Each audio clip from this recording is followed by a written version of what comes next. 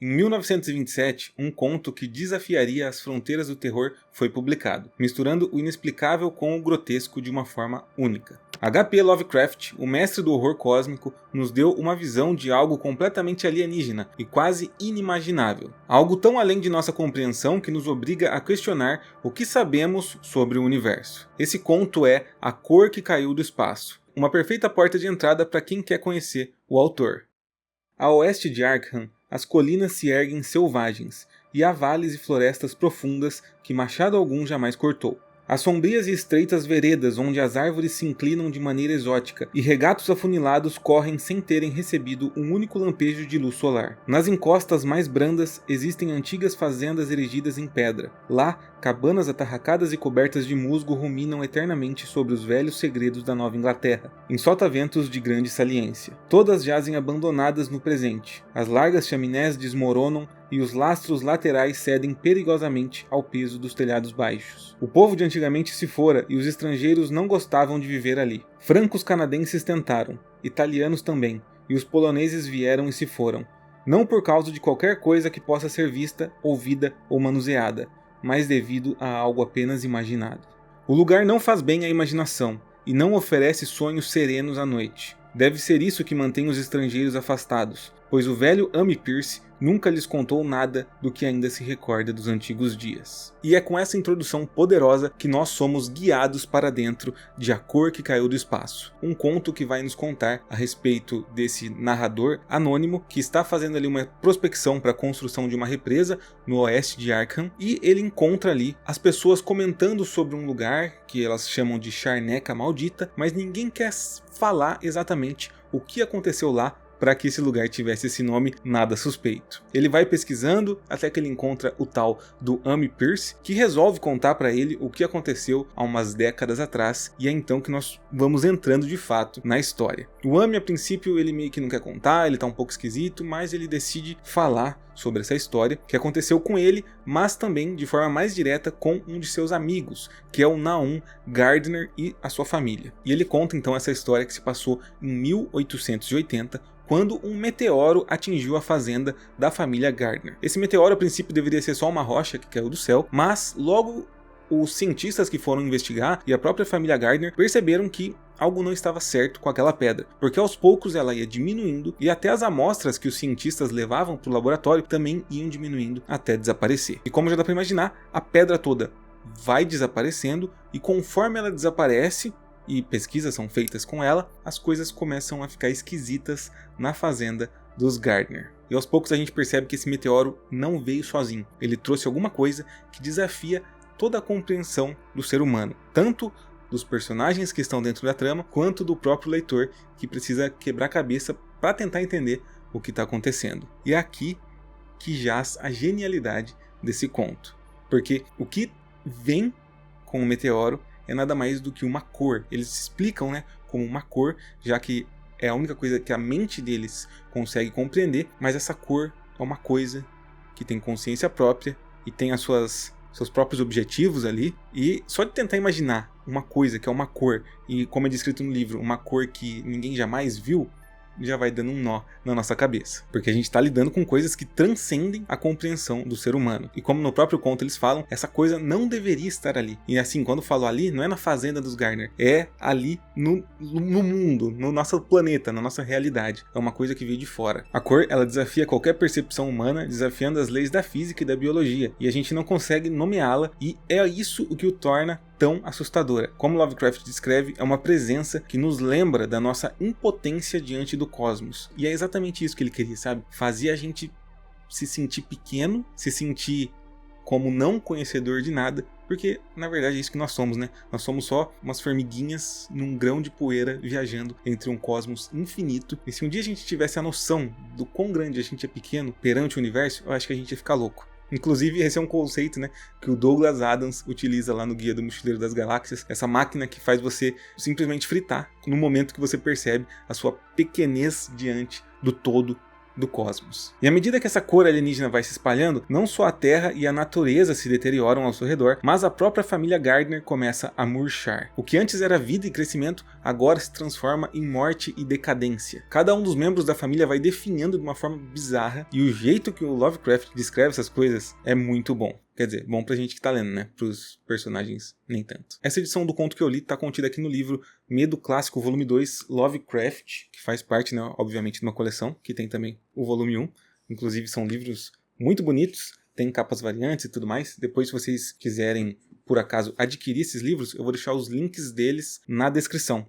Lembrando que tem muitos contos do Lovecraft, não sei se todos, mas uma boa parte está em domínio público. Você consegue achar os PDFs e até traduções mesmo de forma legal aí na internet. O conto, se você parar para pensar na composição dele, na construção dele, ele é relativamente simples, né? É uma história que vai sendo contada de forma linear, sem temas muito complexos, sem plot twists, mas aqui nesse conto o que brilha não é o que está sendo feito, mas como está sendo feito. Porque o Lovecraft realmente estava inspirado em A Cor que Caiu do Espaço. Sem brincadeira, eu nunca tinha lido esse conto, já tinha lido vários do Lovecraft, mas A Cor que Caiu do Espaço eu nunca tinha parado para ler, e acho que já é um dos meus. O gato está pulando na porta. Você entrou aqui, agora eu tenho que falar oi, meu. Oi, pessoal. E acho que já é o meu conto favorito desse autor. Lovecraft explora aqui tremendamente bem o medo do desconhecido, daquilo que está além da nossa compreensão e do nosso controle, porque a cor ela não faz sentido em aspecto algum. Ela é uma entidade que desafia todas as leis naturais. Ao não ser capaz de descrever totalmente essa força, Lovecraft nos coloca no lugar do homem impotente diante do vasto, indiferente e imenso cosmos. E é aí que está o terror Lovecraftiano, né, que foi um termo que surgiu depois, o horror cósmico da coisa, porque a gente não consegue compreender como que é uma cor, um ser que é uma cor e é uma cor que ninguém nunca viu, que veio do espaço. Então, essas coisas vão desafiando a nossa lógica e desafiando o nosso conceito de universo, e quando a gente vai pensando em coisas tão abstratas assim, chega uma hora que a gente simplesmente está com medo do que é que realmente pode estar lá fora. A cor é uma coisa que destrói, que consome e que faz a gente realmente se sentir pequeno nesse universo que não se importa com a gente. Só que assim, a parte abstrata da coisa, do horror cósmico, inclusive se você quer conhecer Lovecraft, como eu falei, se você quer entender o que é o horror cósmico, o que é o horror Lovecraftiano, eu tenho certeza que esse aqui é um dos melhores contos para você entender, porque é tão abstrato que eu acho que dá para pegar bem a ideia do que é esse medo do inimaginável. Só que o que é mais legal aqui é quando ele começa a trazer essas coisas pro mundano. Então, o medo do abstrato é interessante, mas a hora que ele começa a trazer isso para mais perto da gente, e a gente consegue imaginar a situação, quando ele começa a mostrar pra gente o que tá acontecendo com os Gardner, bicho, aí o bagulho é sinistro mesmo. Foi em junho, por volta do aniversário da queda do meteoro, a pobre mulher gritava para coisas no ar que não podia descrever. Em seu desvario, não havia um substantivo específico, somente verbos e pronomes. As coisas se moviam, mudavam e flutuavam, e os ouvidos ardiam em respostas a impulsos que não eram exatamente sons. Algo foi tirado dela, algo estava sendo sugado, algo que não deveria existir prendia-se a ela. Alguém devia afastar aquilo. Nada silenciava a noite. As paredes e janelas se moviam. Naum não a enviou para o manicômio do condado e permitia que vagasse pela casa enquanto fosse inofensiva para si e para os outros. Mesmo quando a expressão dela mudou, ele nada fez. Porém, quando os garotos começaram a ficar com medo e Thaddeus quase desmaiou devido às expressões que ela fazia, Naum decidiu trancá-la no sótão. Em julho, no entanto, ela já não falava e rastejava a 4 pés. Antes que o mês acabasse, Naum teve a perturbadora sensação de que ela emitia uma leve luminosidade na escuridão. O mesmo caso da vegetação próxima que ele via com clareza agora. E esse aqui é um trechinho que eu li, mas assim, é só um trecho, porque tem umas coisas bem sinistras acontecendo aqui nessa fazenda. E as coisas só vão crescendo e crescendo, e essa questão do inimaginável se torna cada vez mais presente, assim como esse medo mais mundano, mais corporal, mais visceral e mais próximo da gente também se desenrola. Então, bicho, cara, se você gosta de horror, você precisa ler isso aqui. Algumas fontes que eu vi indicam que o Lovecraft quis fazer esse conto, né, dessa cor, dessa coisa tão abstrata, porque ele estava consternado de como os alienígenas, né, e coisas extradimensionais eram retratados na literatura da sua época. Lembrando que esse conto foi publicado lá em 1927, ou seja, já é quase um centenário. Então ele quis criar aqui uma entidade que realmente fosse alienígena, assim, no sentido da palavra. Algo que a gente nem consegue imaginar de tão distante da nossa realidade. E para fazer isso ele se inspirou em diversas fontes que estavam sendo feitas na época, né, sobre estudos do espectro visível, da faixa que a gente observa e das outras coisas que nós não conseguimos ver. Principalmente um estudo chamado Modern Science and Materialism de Hugh Elliott, de 1919, que menciona os nossos sentidos extremamente limitados e das muitas ondas que atingem os nossos olhos, mas que a gente simplesmente não consegue enxergar. E vou te falar, o Lovecraft realmente conseguiu atingir o objetivo dele utilizando essas inspirações aqui. A cor é o verdadeiro protagonista da história e o seu mistério é o que impulsiona o enredo para frente. E como a gente não consegue entender exatamente o que é a cor, né? O Lovecraft faz questão da gente não conseguir entender isso pelo modo como ele narra a coisa. A gente vai preenchendo essa existência dessa cor, preenchendo essas lacunas com as nossas próprias experiências. Então, dependendo de como for sua cabeça e do que você preencher ali nas entrelinhas, o conto só vai ficando mais assustador ainda. Porque quando a gente imagina alguma coisa que o autor não define pra gente, a história realmente pode ficar mais bizarra do que ela é.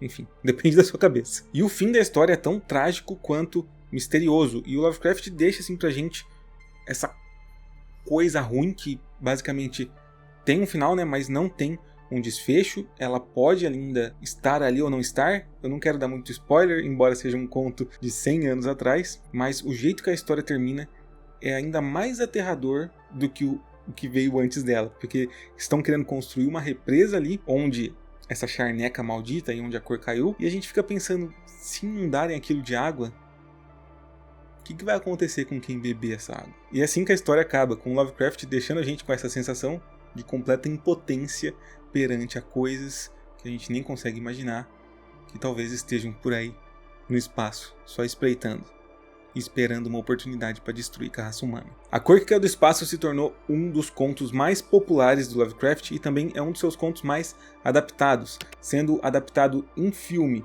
em Die Monster Die, de 65, The Curse, de 87, Color from the Dark, de 2008, The Color Out of Space, de 2010 e Color Out of Space, de 2019. Inclusive, esse último de 2019 eu assisti com o Nicolas Cage e, por incrível que pareça, é bem legal. Eu assisti na época, não tô com a memória fresca, né? Faz 6 anos que o filme saiu, mas ele é bem interessante.